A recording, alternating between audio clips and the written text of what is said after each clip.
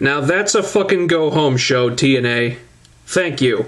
You know, with this company's mindset being that pay-per-views are not as important as the TV show, it's no surprise that their go-home shows are traditionally pretty weak. You know, normally I just don't get the feeling that they put a ton of effort into really selling people on the pay-per-views because that's not what they're focused on. Their focus is the TV show. That changed this week. You know, not only was this a damn good go-home show in its own right, for me, this was hands down the most enjoyable episode of Impact since the whole effing show. What? Did he really just say that? What?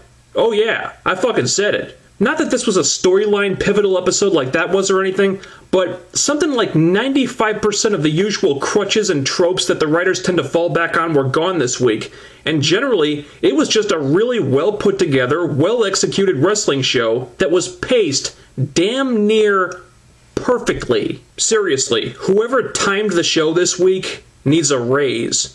I don't know if it was Pritchard or the agents or somebody else, but whoever it was, give that person more money. This was the most well-paced episode of this show that I can remember. Every match got a fair amount of time, every match was good, every match had a satisfying finish, the promos were quick and concise, going just long enough to get their points across and ending before they got redundant. They showed enough restraint to not cram the show with more content than they had time for, and with the exception of the stupid shit with Eric Young, which thankfully was pretty brief, there was virtually no filler at all. Everything had a point, everything built toward the pay-per-view, everything was good, and goddammit, that's exactly what a go-home show should be. Now, speaking of great time management, let's talk about the opening segment. Look at everything they accomplished here. They effectively hyped up the main event of the show and 3 separate pay-per-view matches. It was quick without feeling rushed, and you know how long this took? 13 minutes. If they tried to do this on Raw, that would have gone 25 minutes easy. Or hell, compare it to the opening segments during the Immortal Takeover last year, where they would start every show by talking for like 20 minutes straight and get absolutely nothing done. But here, they did everything they needed to do in just 13 minutes. Now that's effective use of time. And it was a strong segment too. The promos were very good. I thought it was telling that out of everyone involved here, Jeff Hardy was the only one who did not get the microphone, which is probably a good thing. I do think the stuff that Sting said about Hardy winning back people's trust probably would have resonated a lot more if Jeff hadn't been thrown back into the main event so quickly after he came back. But overall, this was an excellent opening segment. Right to the point, no wasted time here at all. Then they had a Knockouts Tag Team title match with Gale and Madison defending against Mickey and Tracy. And now, 2 weeks in a row, we have had a perfect demonstration of how infinitely better this division is without the Knockouts VP authority figure. You know what happened here? The women went out to the ring and they fucking wrestled. That's it. There was no overbooking, there was no one outside the ring screwing with the match or interfering and distracting people. There was a clean finish. And you know what? The match wasn't half bad either.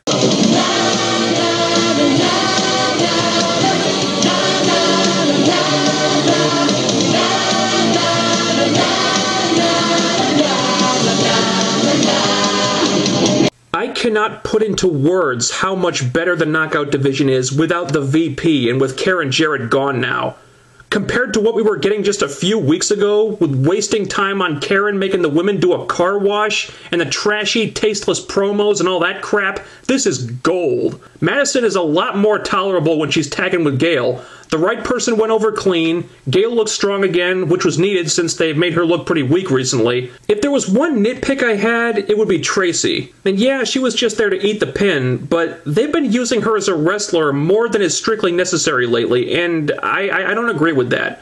And I got nothing against Tracy, but I don't see why she's in this spot, getting this time, when there's a lot of women on the roster, and on the indies for that matter, with more to offer that aren't even on TV right now. I mean, I'm not bashing Tracy or anything. I like Tracy. I just think she's better utilized as a manager. I mean, God bless her, but having Tracy wrestle is kind of a waste of time at this point. I mean, yeah, she's basically enhancement talent, but I really just don't care to see her in the ring anymore. Gunner and Bob Van Dam had a match. It went for a few minutes until Gunner tried to destroy BVD in the concrete, and then Van Dam escaped and tried to go for his spin kick to the crowd barrier, but then Gunner escaped and tried to go for the pile driver again, and then they got separated by the agents eventually. And they've been doing this thing with Gunner for a few weeks, where he was injuring people on the concrete. Until now, it always seemed kind of half-assed and ineffective, but this was the first time where I thought it really worked. They gave the match some time. It didn't make Gunner look bad that he couldn't beat the guy because it's Bob Van Dam, who doesn't job for anybody. And even though he didn't get the concrete piledriver, he kind of got the better of him when Van Dam whiffed on the kick to the barrier. And I hope Gunner enjoyed that because that's about as close as Van Dam ever gets to putting someone over these days. The angle had been kind of floundering up until this point, but they finally made some headway here. This was the first time that Gunner looked legitimately dangerous and not like just some cheap shot artist. But I actually really liked how this turned out. It's going to pay-per-view, so they were right to not give away the finish. And I don't believe for 1 second that Van Dam is going to job to Gunner at the pay-per-view, but if what we saw here was any indication, it ought to be a good match at least. They had an X Division tag with the 4 guys in the title match at Genesis, and what immediately jumped off the screen here was Zema Ion. In a very short time, this guy has really made himself stand out. He's a lot like Austin Aries in that he's got that big personality that shines through in his matches. Whether it's his facial expressions or his mannerisms or something else, this guy really knows what his character is and how to get that across when he's in the ring. He was pretty entertaining here when he kept making the blind tags on Sorensen and wanted to finish Aries himself. Ion's going to be a breakout star in 2012, that's my prediction. And aside from Zema Ion just generally being really fun to watch, this was another good match.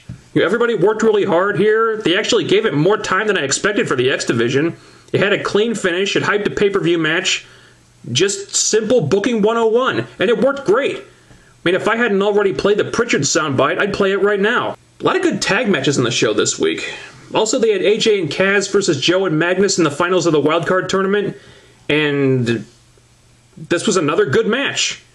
Aside from Joe and Magnus winning, which I'm thrilled about, by the way, the other news item was the turn of Kaz and how he abandoned AJ when Daniels showed up.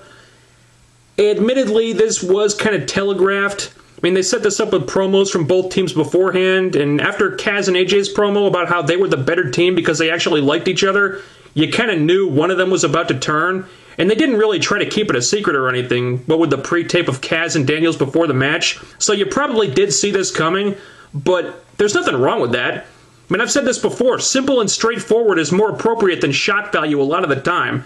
And it was interesting how Kaz seemed kind of reluctant to abandon AJ, so it looks like there's more to this than just a simple heel turn, which is good. Personally, I liked it. I was rolling with Kaz and AJ as a team, but Kaz and Daniels is cool too. I was hoping Daniels was going to get that big singles push he deserved, but I guess that's not going to happen, so I'm fine with this. But the timing of it was a little strange. I mean, this was actually set up a while ago in a pre-tape where Kaz asked Daniels what was going on with him, and then he agreed to come out to LA with Daniels for a weekend to talk about stuff, something like that. But it was never followed up on, so I just figured they dropped it. But then Kaz lost to Joe in the Explosion tournament, and he kind of teased a reluctant heel turn afterward. So the stop and start build-up might have hurt this a little bit, but it's still interesting. There's enough nuance here that they've got something good to work with. Joe and Magnus getting the tag title shot? Love it. Love it. These guys work really well together. All they need is a team name and a t-shirt. At first, I was fine with Morgan and Crimson holding the tag titles until the Motor City Machine Guns come back, but I'm changing my tune. This is a long overdue push for these guys, and if Joe and Magnus win the tag titles at Genesis, I'll be a happy man. Then they had the big 6-man tag main event. I wish this could have gone a little bit longer, but they were kind of fighting the clock at this point. It was a fun match. I think it went about 12 minutes, so it's not like it was overly short or anything. And surprisingly, the non-finish didn't bother me because we had a good number of clean finishes on the show this week. Plus, it didn't just stop afterward. The action continued on. And great ending, too, with the heels kicking everyone's ass and Bully Ray hanging abyss from the ring ropes. That was really cool. And this was easily the strongest go-home show TNA has put on that I can remember, and one of the best episodes period in a long time. And take out the stupid shit with Eric Young and ODB, and the Sting Garrett Bischoff segment that really didn't need to be there, and there was nothing I didn't like this week. Excellent pacing, good matches, clean finishes, solid pay-per-view hype. Robbie E. and Rob Terry were nowhere to be seen. You really couldn't ask for much more out of a go-home show. They even resisted the urge to cram too much stuff in. The Pope Devon stuff, they left that out. And I don't like that feud anyway, so I was fine with it. And it was smart because they only presented enough content that they had time to showcase effectively. And that's exactly what they need to do every week. Now, if they wanted to take out the Eric Young crap and replace it with a Pope Devon promo or video or something, that would have been fine. But, fuck it, that's really just a nitpick. Impact was great this week. I haven't enjoyed the show this much in a long damn time. Everything flowed perfectly, the right people went over, and Genesis actually looks surprisingly good on paper. One thing that concerns me is the main event. I'm cautiously optimistic that they'll have Rude retain like he should, but the ratings haven't been incredible lately, so I'm a little nervous that they might pull the plug on his title reign, and to have him drop the belt to anyone but James Storm would be a huge mistake. But regardless, this is one of the stronger cards they've had in a while, and it's one of their big 4 pay-per-views too, so they might actually put some effort into this one. It's weird how one great show can suddenly make me so optimistic. I really hope I didn't just set myself up for a disappointment there. Anyway, that's going to be it for this week. Check this episode out if you missed it. If you didn't see it, download it somewhere, because it really was one of the best impacts in a long time. I'll see you after Genesis. Hopefully still with a smile on my face. Later.